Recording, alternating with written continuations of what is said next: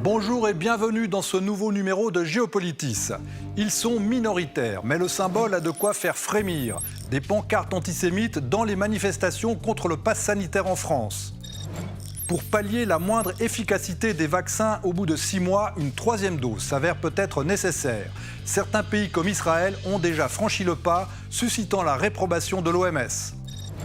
L'histoire des épidémies a toujours généré des coupables, comme en Haïti, avec les prêtres vaudous accusés d'avoir répandu le choléra en 2010. C'est en France que le mouvement a pris le plus d'ampleur. Entre 150 et 200 000 personnes manifestent tous les samedis depuis le 17 juillet contre le pass sanitaire obligatoire dans les restaurants et les lieux publics. Parmi eux, des soignants opposés à la vaccination qui leur sera imposée dès le 15 septembre. Des cortèges disparates qui vont de l'extrême droite à l'extrême gauche, entre anti-vax pur et dur, conspirationnistes ou encore vaccinés criant à la dictature. Et une constante, le refus de faire vacciner leurs enfants, alors que selon l'Institut Pasteur, la moitié des contaminations touchera les moins de 17 ans à cause du variant Delta. Tous protestent contre une atteinte aux libertés fondamentales et l'instauration d'une société à 2 vitesses. Que vaut votre liberté si vous me dites « je ne veux pas me faire vacciner ». Mais si demain vous contaminez votre père, votre mère ou moi-même, je suis victime de votre liberté, alors que vous aviez la possibilité d'avoir quelque chose pour vous protéger et me protéger. Nous verrons avec notre invité François Chérix comment analyser ces mouvements qui, dans le sillage des Gilets jaunes, lui font parler d'une égocratie lourde de dangers potentiels. C'est donc bien le virus de la colère de ceux qui refusent toute contrainte sanitaire, mais aussi la colère de ceux qui se trouvent démunis face au virus. Voyez ce sujet d'Elsa Anguinolfi.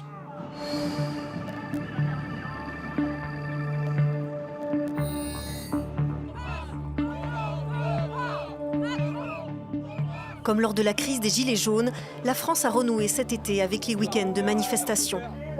Chaque samedi, des dizaines de milliers de personnes de tous profils politiques et sociaux, unis par leur mécontentement. C'est un régime totalitaire. Pourquoi ? Le contrôle total du citoyen par l'État avec ce pass sanitaire qui est quand même la négation de ce qu'on est en France en tant que Français, gilets jaunes, citoyens de tous bords. Je ne suis pas anti-vaccin, mais je suis anti-pass sanitaire, c'est une discrimination et c'est inadmissible. En Italie, en Grèce, au Royaume-Uni, en Israël, la même colère face à des mesures jugées liberticides. Nous nous opposons aux tests de masse avec des tests PCR douteux et nous nous opposons également à la vaccination des enfants. Je pense que le vaccin Covid est un cheval de Troie. Ensuite, ils mettront autre chose dans notre sang dont nous ne saurons rien. Ça n'a rien de positif. Des cortèges où prospèrent les théories du complot et où des mouvements à tendance extrémiste tentent de trouver un appui.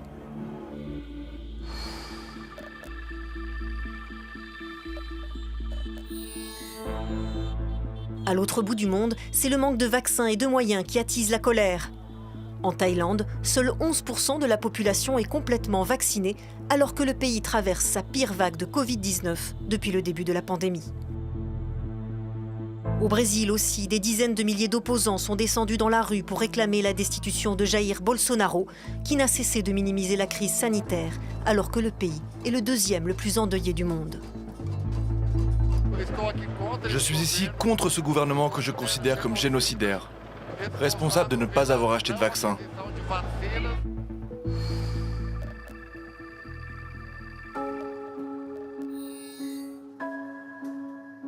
Avec ces millions de morts, avec ces drames humains, la pandémie intensifie les tensions sociales et politiques. Une colère dirigée contre les gouvernements, mais aussi contre les médias et les institutions sanitaires. Fin août, en Italie, un journaliste de la Repubblica a été agressé par un manifestant anti-vaccin.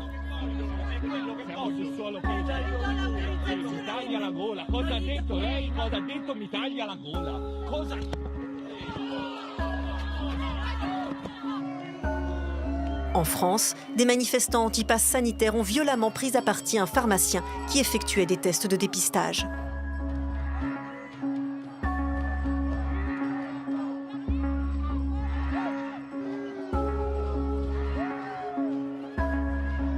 Le ressentiment prend aussi pour cible des communautés entières. Les communautés asiatiques, accusées de propager le virus, mais aussi la communauté juive, cible récurrente des mouvements complotistes. Sur les réseaux sociaux, les contenus antisémites en langue française ont été multipliés par 7, et ceux en allemand par 13, en comparaison avec la période pré-Covid. En France, des pancartes antisémites ont fait leur apparition lors de certaines manifestations anti-pass sanitaires. Bonjour François Chérix. Bonjour. Conseiller en stratégie et communication, vous venez de publier un essai consacré aux mouvements sociaux en France, des Gilets jaunes aux manifestations contre le coronavirus et surtout le pass sanitaire. Alors on vient de voir ces images proprement hallucinantes, ces images donc antisémites. Qu'est-ce qu'elles révèlent ? En fait, les minorités protestataires violentes, comme les anti-vax, les Gilets jaunes aussi, pratiquent toujours le renversement des valeurs, le renversement de l'histoire.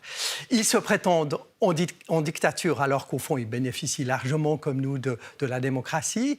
Et de même, la démarche obscène, qui consiste, par exemple, à porter une étoile jaune, procède d'un double renversement. D'une part, les personnes disent, au fond, nous sommes des victimes au même titre et à même niveau que des personnes qui ont été assassinées dans les camps. C'est du révisionnisme, hein, ça. Oui, et d'autre part, aussi, il y a une banalisation de la Shoah qui consiste à dire, au fond, la Shoah, c'était pas beaucoup plus grave que ce que nous subissons du fait des mesures sanitaires.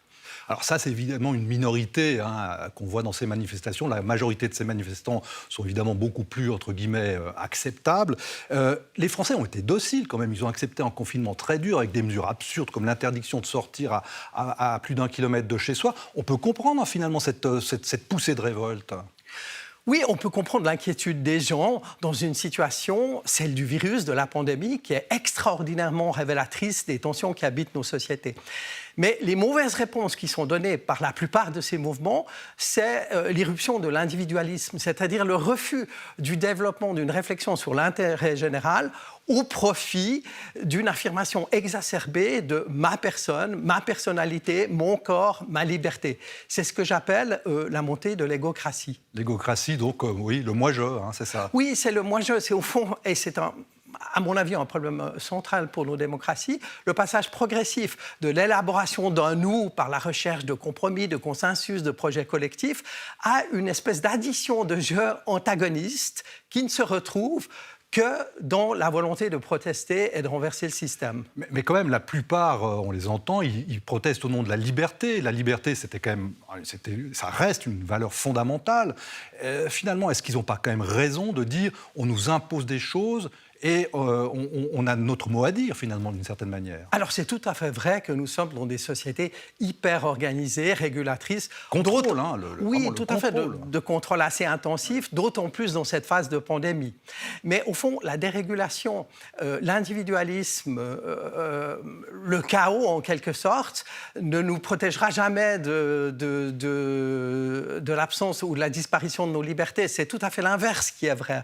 Les libertés individuelles ne peuvent se déployer qu'à l'intérieur d'un cadre général qui nous permet d'établir notre vie et de nous comporter avec le maximum de possibilités. Alors, on l'a vu aussi dans le reportage, on est dans une société de l'information, du prêt-à-penser, du mot d'ordre. Cette révolte contre les élites politiques, mais aussi médiatiques, c'est quand même un phénomène aussi qui s'exprimait aussi chez les Gilets jaunes, qui a de quoi inquiéter. Oui, alors l'égocratie, c'est un sous-ensemble du populisme. Donc on retrouve toujours les mêmes mécanismes, c'est-à-dire la description d'une société binaire avec les soi-disant élites qui décideraient tout, complotistes la plupart du temps, et puis un peuple opprimé qui doit défendre ses libertés. On a donc toujours un travestissement de la démocratie au profit d'une tension verticale qui permet après à toutes les idées folles d'être défendues. Bon, on voit aussi, il y a quand même un thème intéressant, c'est la dénonciation des profits des big pharma. Bon, pour un homme de gauche comme vous, ça doit parler, ça, quand même, quand on s'attaque aux profits gigantesques que font Pfizer, Moderna, etc. Ah, c'est des problèmes tout à fait centraux. Et on peut comprendre aussi la méfiance des citoyens face à des scandales sanitaires, face à des problématiques telles que vous les évoquez. Mais une fois de plus, la réponse est mauvaise. La réponse de l'idée du complot, de l'idée des forces méchantes qui nous oppriment n'est pas la bonne. Et la montée de l'individualisme n'est jamais la réponse à ce type de problématique. Au contraire, il faut faire confiance aux institutions classiques régulatrices via l'État et son administration. Est-ce que la Suisse est confrontée également à cette problématique? On voit, ça commence à se dessiner, ces mouvements. Absolument. Et ce qui est tout à fait inquiétant, c'est qu'au fond, la Suisse ne s'en inquiète pas. La Suisse, elle a une double difficulté. Tout d'abord, elle est déjà structurellement, naturellement, très divisée, morcelée, on le sait, culture, langue, démocratie directe, etc., etc. Et donc, si elle est plongée de surcroît dans ces sociétés atomisées et égocratiques, elle va avoir énormément de difficultés à construire du consensus, de l'intérêt général. Et c'est le défi auquel se trouve confrontée la Suisse. On voit déjà maintenant des blocages surgir dans les grands dossiers et une difficulté qui s'accroît, de mon point de vue, à construire des solutions. Bon, la France, évidemment, c'est un pouvoir beaucoup plus vertical, autoritaire, bien incarné par Emmanuel Macron. Pourtant, son coup de poing sur la table à l'été pour faire vacciner les gens, ça a marché. Les gens se sont précipités dans les centres de vaccination. Ils ne sont pas si rebelles que ça, les Français, finalement. Absolument, c'est le grand paradoxe dans ce récit du peuple face au roi. À la fois, on constitue des rebelles, les citoyens, mais en même temps, la parole de l'autorité a de l'importance. Si elle est donnée de manière claire, lisible, compréhensible pour les citoyens, elle opère sur l'ensemble de la population. C'est ce qu'on a observé avec les interventions d'Emmanuel Macron. Alors, on va s'arrêter un moment pour faire le point sur le débat qui agite en ce moment autour de la 3e dose de vaccin qui est déjà administrée en Israël. On écoute le professeur Antoine Flao, interviewé par Olivier Colère. On se retrouve juste après.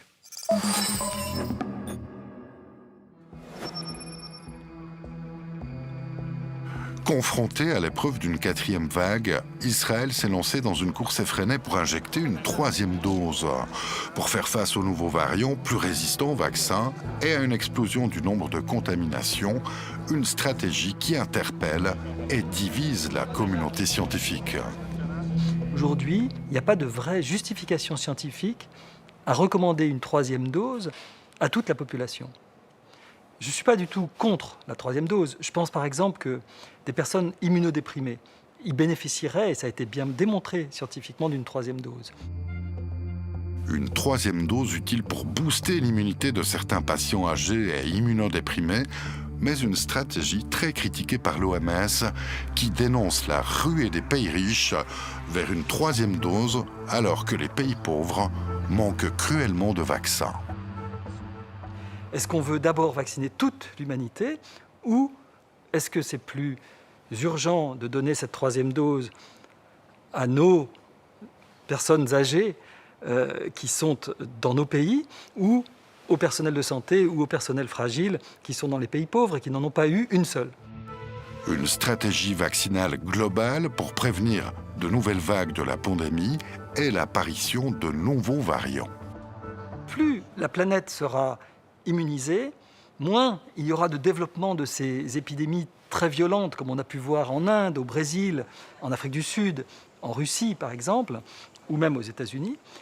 Et moins on donnera la possibilité au virus de muter et de faire sélectionner de nouveaux variants.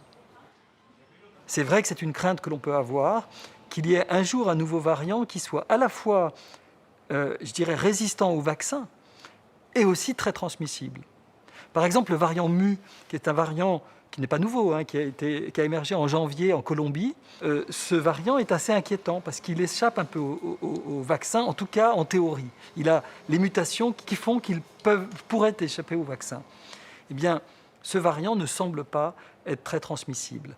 Donc il nous fait peut-être un peu moins peur qu'un variant comme le variant Delta qui, lui, s'impose dans toutes les compétitions internationales.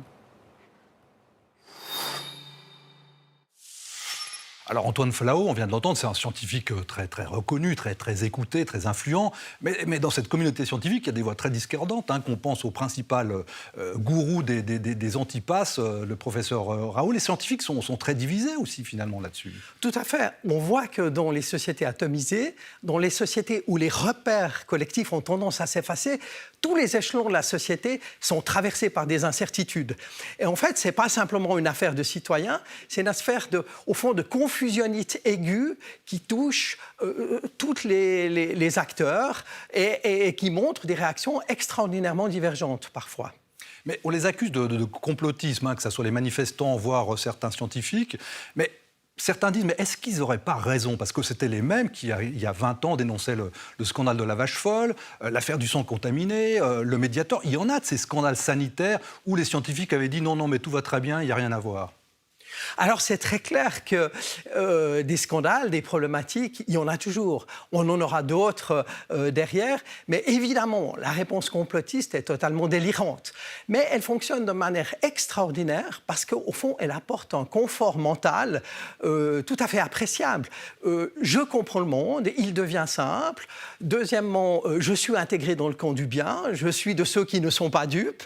Et enfin, ce phénomène tout à fait apaisant, l'incertitude disparaît. Et nous le savons bien, ce que les sociétés, ce que l'être humain déteste par-dessus tout, c'est l'incertitude.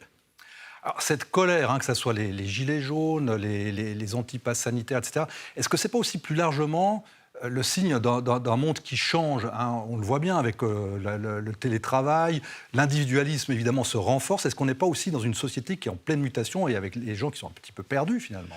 Complètement. C'est probablement une des clés centrales de tous ces phénomènes. C'est la complexité d'un monde qui devient incertain, insaisissable, interconnecté, mais à la fois incompréhensible pour la plupart des gens. Et donc, dans un système de ce type-là, où une affirmation et une affirmation contraire sont toutes les deux souvent exactes, la tendance est de se replier sur soi, sur moi, sur je, parce que c'est l'immédiateté que je comprends, que je saisis le plus rapidement dans une situation qui, par ailleurs, m'échappe. On parle justement de télétravail. Est-ce qu'il n'y a pas aussi cette crainte d'une concurrence entre télétravailleurs? Maintenant, finalement, un télétravailleur du Nord va se faire concurrencer par un télétravailleur du Sud qui sera bien moins cher, tout aussi efficace. Il y a cette crainte de perdre tout simplement le cours de sa vie, de son job. Oui, c'est une crainte qui est légitime, parce que dans une société en mutation, à tendance d'atomisation comme on l'a décrit, évidemment les défis sont considérables, l'incertitude est là, mais les enjeux aussi pour les individus. D'où ces réponses, ces émergences éruptives de protestation, comme si l'être humain au fond pouvait arrêter, stopper, revenir en arrière et annihiler des évolutions qui sont inéluctables. Finalement, est-ce que ce n'est pas aussi un luxe, on va dire, des pays riches, ce genre de manifestation? On a vu dans le sujet, dans les pays pauvres, on se bat au contraire, on est en colère contre le manque de vaccins. Absolument, c'est tout à fait révélateur. Le virus montre dans les sociétés pauvres, et de manière tout à fait logique, une population qui demande l'accès aux soins, l'accès aux vaccins, l'accès à la santé publique en tant qu'intérêt général. Et puis, dans nos sociétés qui sont en quelque sorte privilégiées, riches, c'est la revendication individualiste qui émerge. Moi, avec mes préoccupations, mes sentiments, mes sensations, mon smartphone, mon univers, je suis plus important que l'intérêt général. Pour terminer, vous êtes inquiète de cette évolution? Je pense que c'est une évolution qu'on doit prendre en compte, qui est complètement sous-estimée et qui est un des défis majeurs de nos démocraties. Merci François Chérix. C'était un plaisir de vous recevoir sur le plateau de Géopolitis et on vous lira. Merci à vous. Sur le front de la pandémie, on vient de dépasser les 4,5 millions de morts au niveau mondial, un chiffre qui pourrait être 3 fois inférieur à la réalité selon l'OMS. Et puis, il y a ce nouveau variant baptisé Mu qui fait l'objet de toutes les attentions de l'OMS. Mais actuellement, c'est le variant Delta qui provoque une nouvelle flambée des cas un peu partout dans le monde. On fait le point avec Mélanie Ohaillon.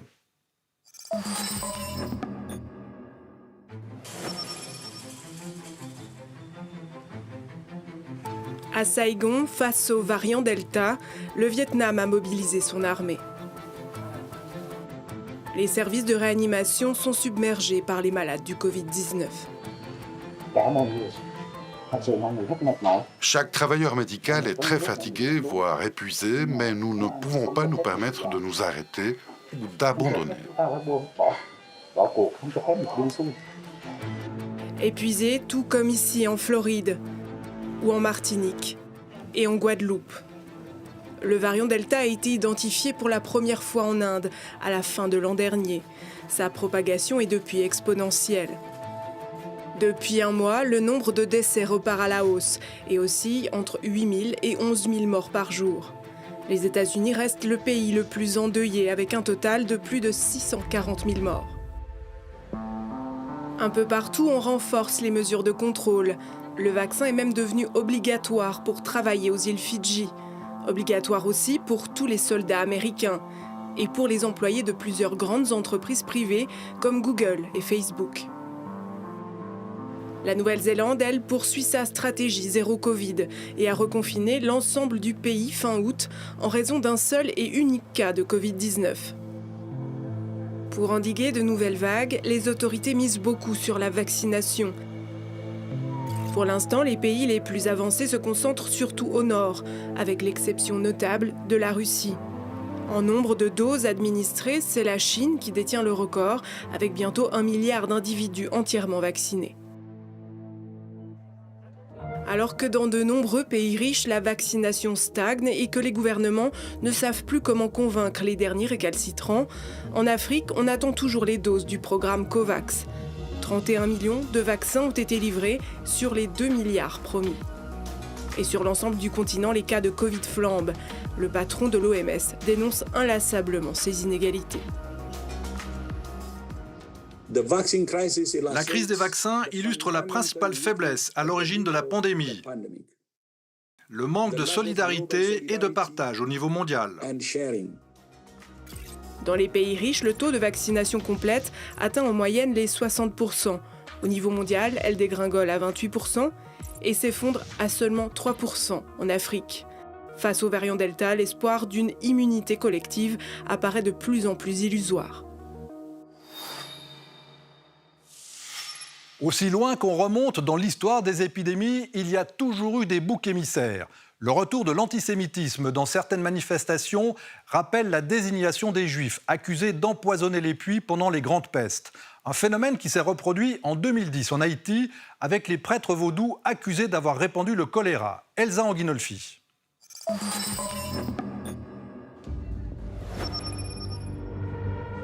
Des patients traités à même le sol. En octobre 2010, le choléra frappe Haïti. La maladie se répand à toute vitesse dans ce pays déjà endeuillé par un violent tremblement de terre 9 mois plus tôt. Nous sommes vraiment débordés par la quantité, le nombre de patients qui nous arrivent.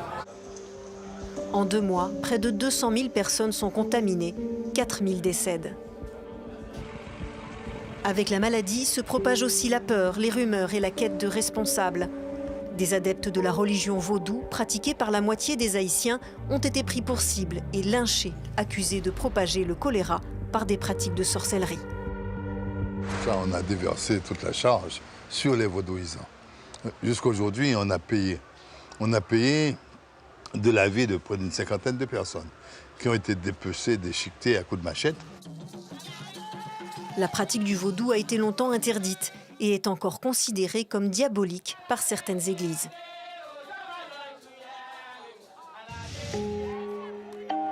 Une autre rumeur attribue l'épidémie au casque bleu de la mission des Nations Unies pour la stabilisation en Haïti, la MINUSTAH. La MINUSTAH doit partir pour nous laisser vivre. Parce que si le tremblement de terre est passé et qu'on est toujours en vie, c'est pas pour que la MINUSTAH tue notre pays avec le choléra. Une rumeur qui se révélera exacte. Plusieurs rapports d'experts confirment que la maladie a été introduite accidentellement en Haïti par un contingent de casques bleus népalais arrivé sur l'île en octobre 2010. Mais ce n'est qu'en 2016 que l'ONU reconnaît son implication. Avant de vous quitter, voici quelques suggestions pour prolonger votre réflexion. Le livre de notre invité, François Chérix, Le crépuscule du récit révolutionnaire, aux éditions Slatkin. En résonance avec ce livre, le sociologue Pierre Rosanvallon vient d'écrire un essai où il analyse les nouveaux mouvements sociaux à la lumière de ce qu'il appelle les épreuves de la vie. La politique, c'est la possibilité de donner un langage à ce que vivent les gens. Et donc, on ne peut pas attendre, personne n'attend des solutions miracles immédiates à tous les problèmes. Mais tout le monde est en droit d'attendre que les problèmes qu'il vit soient mis sur la table, qu'ils soient reconnus, qu'ils soient pris au sérieux, considérés comme essentiels. Pour alimenter le débat autour du pass sanitaire, voici un extrait de l'émission À l'air libre de Mediapart.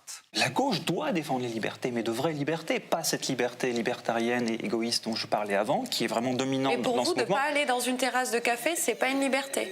C'est une restriction, une liberté, mais en période de pandémie, effectivement, c'est un choix sanitaire qui a été fait de restriction de liberté afin d'obtenir un objectif, effectivement, de progressivement sortir de cette Donc obtenir l'adhésion des gens par la force et en les restreignant plutôt qu'en les convaincant.